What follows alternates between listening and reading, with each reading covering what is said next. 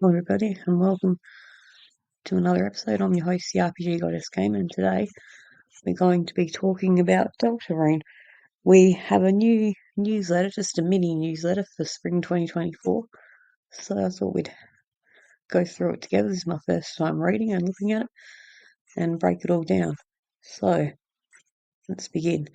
First off, we have this really cute imagery of the various coloured flowers, which I'm assuming are meant to represent the various soul colours from Undertale, and Flowey. Whether that means that there will be a Flowey parallel in this game, I don't know. I was expecting him to be the one character that does not show up in Deltarune, because his story seems to be well and truly told, and I don't think it's going to be revisited. But maybe, just maybe, there will be a parallel, because he is my favourite. I literally have two tattoos, one of a happy Flowey and an angry Flowey on my ankle. That's how much I freaking love this game, how much I love Toby Fox, and how much I love Flowey. But anyway, let's continue and let's read it together, shall we? Hello, esteemed gentlemen and gentlemen. Have the ideas of May brought you good tidings? I don't actually know if they do that. I don't think they do that. Anyway, we have a mini newsletter for you this month. Then we have this little GIF here, some pixel art of Asgore and Undyne cutting a hedge. Very cute, very cool. I wonder if it means we will see more of Asgore develop update. I have great news and other news. And now we have another little sprite of Papyrus watering some flowers. And we have Flowey there getting watered too, which is very cool. And he seems to look very happy once he's received that love and care from the water. Whether this is hinting that we may actually finally see Papyrus, I don't know. Because Papyrus we have yet to see. He's one of those characters that has been very quiet and we have heard of but not seen yet in the game, and he was one of my absolute favourites. So freaking funny, so freaking cool, or at least in his own mind. Not so sure about that of everybody else's, but yeah, it'd be great to finally see our man in action. Hopefully, fingers crossed, we will actually see him in the upcoming chapter 4. Okay, let's continue reading. For the great news, thanks to increased management power provided by my new producer, we've been able to hire a few more people on the team. Everyone's only been working on the team for a little over a month and a half, but it's making a real difference already. The producer's MO is, for the fans' sake, let's finish this before we become old and wrinkled. I agree. Instantly stops being wrinkled. The other news. Chapter 4 development is going better than ever. We are on track to meet our internal deadline. The new hires are already making a great difference to improve the atmosphere and feel of the chapter. I feel really good about this, champ. Here's the current progress. Cutscenes. Only a few ones left, some tough ones. Other than that, need polish. Battles, all the attacks are technically done, but still trying to improve the flow of the bosses. Overworld. Still need to create around 10 maps and polish some others.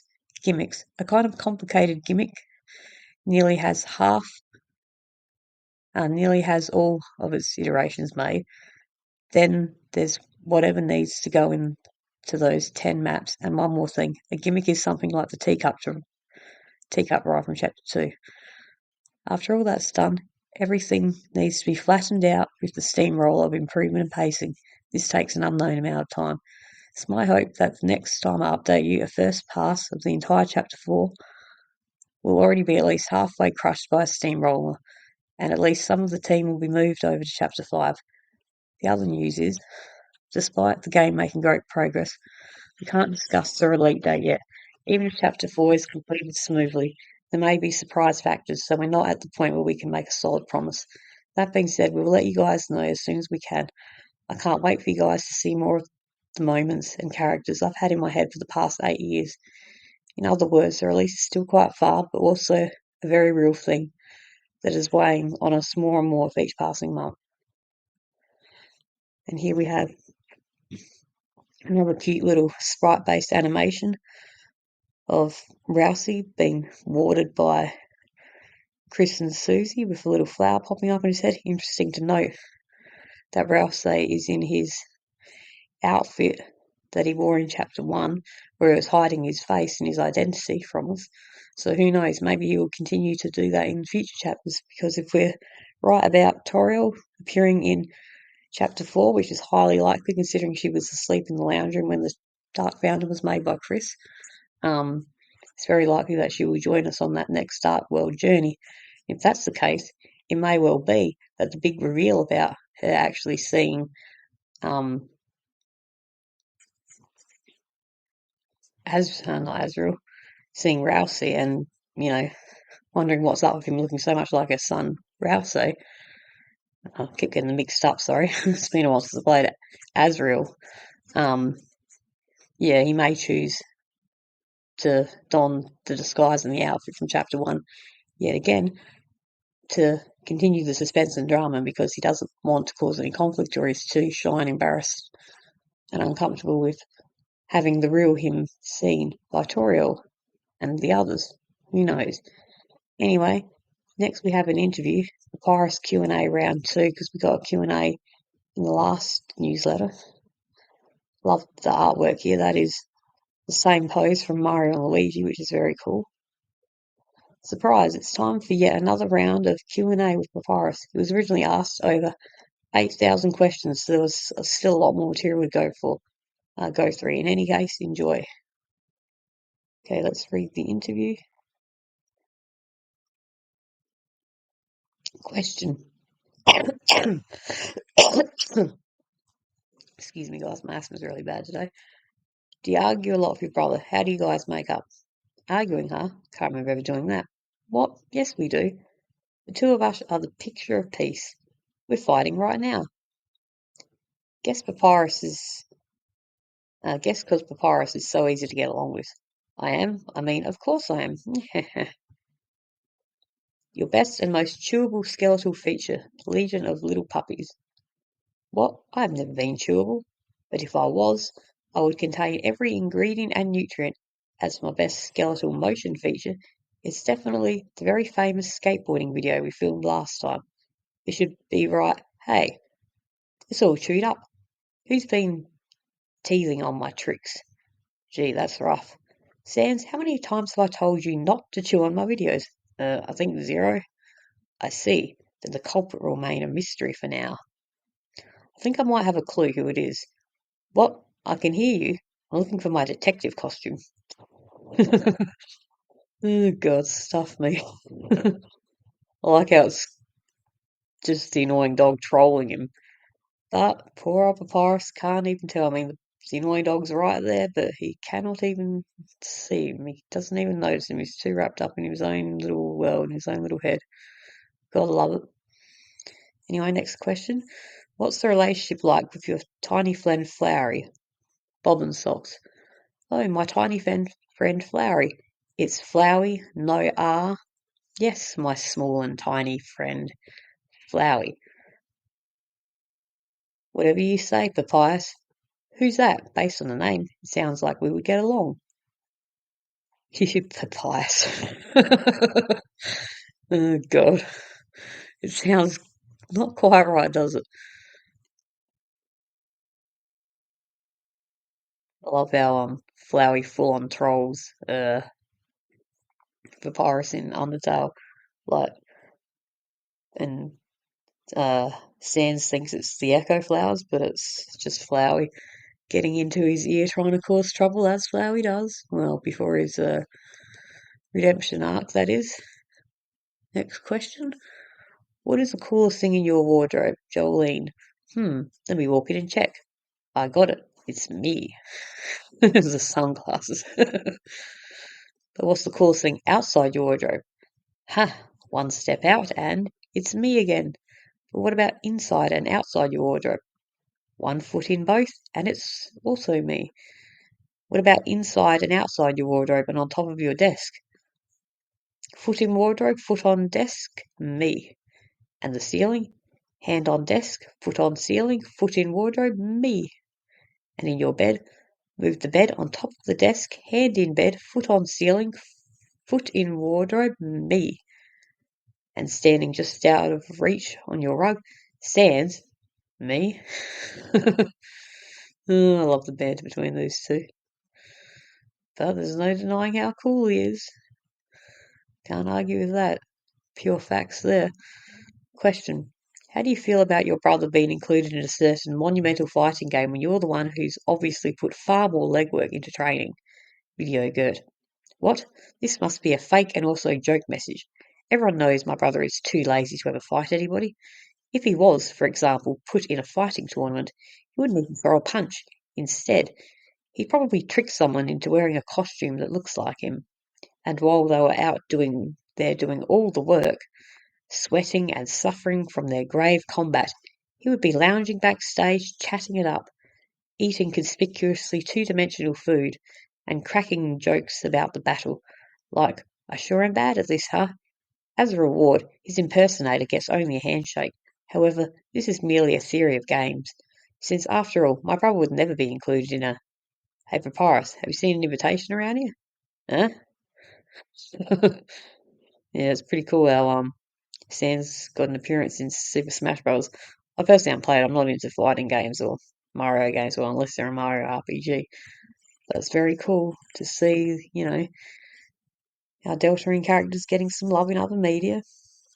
Next question. Can you shoot lightning bolts, Papaya? Papaya. Yes. What's that? Yes, lol. Sorry, I think this was a message intended for Flowery's friend. He sounds very cool, though. Can he fire lightning? What should I name my new cat? Panini. A cat? You should call it Papyrus. But you should think of a custom secret name also, in case the both of us are in the same room. You can still call me the secret name, and no one will suspect. You should totally name it Mew Mew. Mew? Silence, Papyrus. Good to see Mad Mew getting a bit of love here. Next question. What's a circus clown? You are a clown. The place you work is the circus, and you sleep on a big bouncy ball at the back of the tent. Also, you have been caged for being too annoying.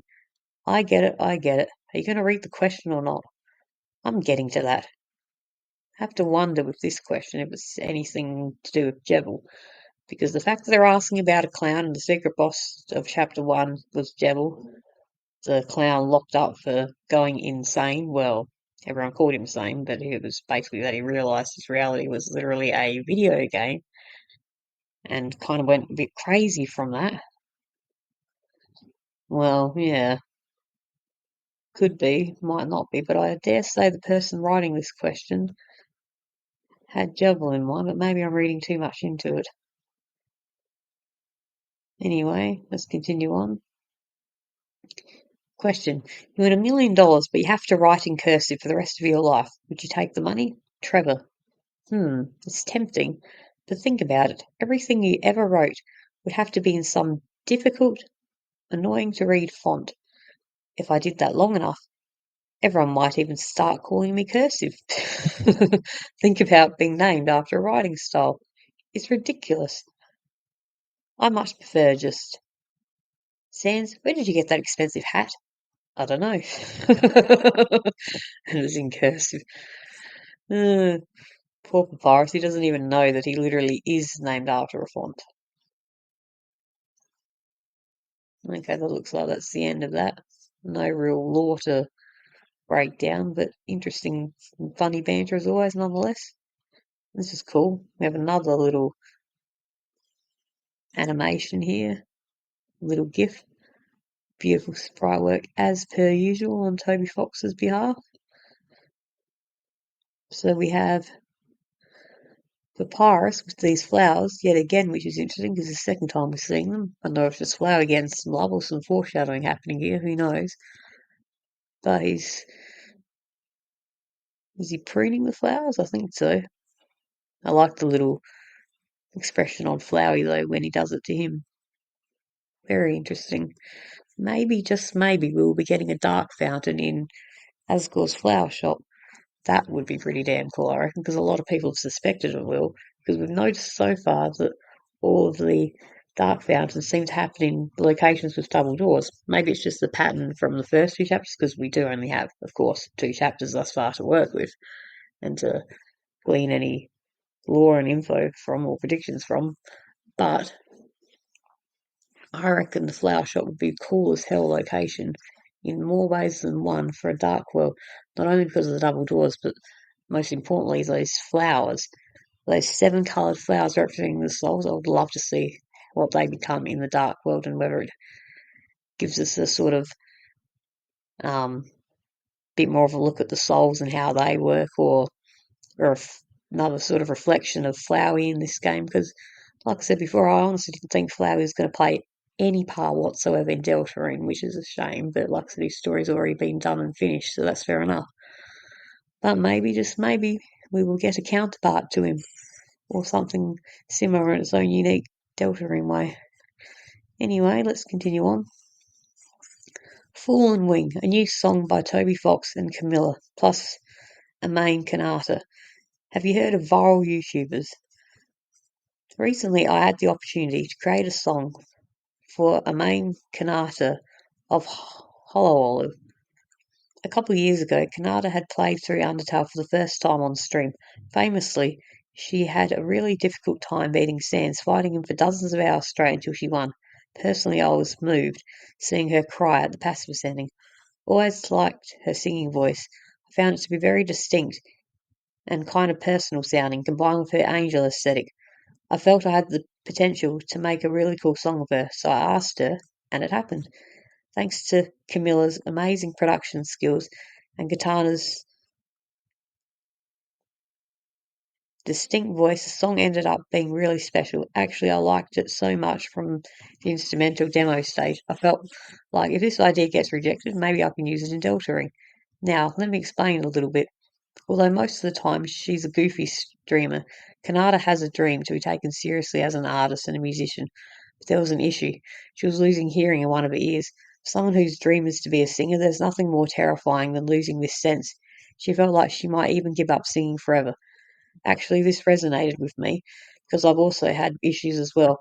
Issues with one of my wrists. It stops you from drawing, from making music, from writing, from programming, basically from making a game. There's times when it feels like your hopes and dreams are simply slipping away from you. That the things you wanted to achieve are floating away from you in the sky while you lie there, falling in a crater, your wing torn off, never to grow back. Bitterness grows and you feel like you may never leave the ground again. But that's not true. You can still fly. That's what this song is about. Just before the intense part of the song, there's whispering. These are like the magic words that let you do anything, and as long as you say them, you cannot lose. Even if you lose a piece of yourself, even if it feels like you can't get up anymore, you can. You can fly with one wing, you can fly without any wings.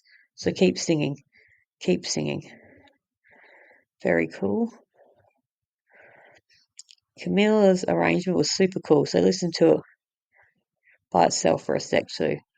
I would play it, but I don't want to get copyright flags, so if you want to check it out, I'm sure you all know where you can find the Deltarune newsletter. Just Google it and you'll find the official page, the Fangamer Toby Fox website, and you can check it out for yourself. And let's see what else we got. Looks like this is it. So we've got a little picture here of Mad Mew Mew and, oh god, it's been so long since I played it, Metaton, snapping photos of Napstablook sleeping under a cherry blossom tree. How beautiful. It's very cute. I love it. Conclusion. Like I said before, despite how much progress we are making, the release of the game is still far. I don't want anyone burning out waiting for this, but we haven't burned out making it yet. Actually, the opposite. We're on fire a lot. Ouch.